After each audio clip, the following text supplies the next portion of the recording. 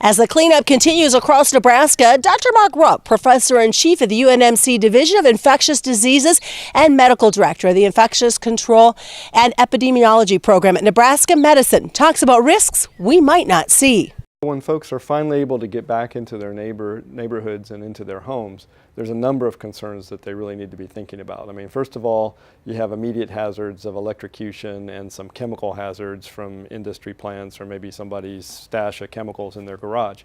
But from the infectious disease side of things, those floodwaters are really a witch's brew of different kinds of infectious agents. So they're contaminated with sewage, human as well as animal sewage, as well as a lot of organic material. So there's just a lot of different kinds of bacteria and viruses that can be transmitted in floodwaters.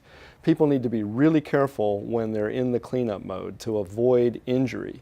So there's a lot of sharp objects in the water that they may or may not be able to see. So broken glass, branches that are sharp and jagged, any of those sorts of things can injure people and inoculate those polluted waters into their tissues.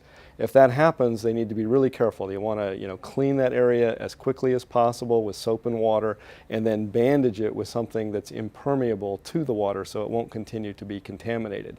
When they're doing the cleanup, they obviously want to be wearing gloves, they want to be wearing boots so that they can protect themselves from those sharp objects and that inoculation.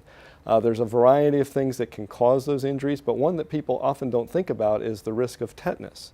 So if they are getting into floodwaters and it's been more than about 5 years since they've had a tetanus booster and they get one of those wounds, they probably want to get that tetanus shot. Anybody should have that at 10-year intervals, but if they have a tetanus-prone wound, they would want to do that earlier. I'm Susan Littlefield on the Rural Radio Network. This is Mike. Mike likes his car. Mike likes to save money. And Mike likes to breathe. So Mike fills up with E15 with 15% American ethanol. The clean octane in E15 gives Mike the performance he wants from his engine and the clean air he wants for his family. Better yet, E15 costs less at the pump.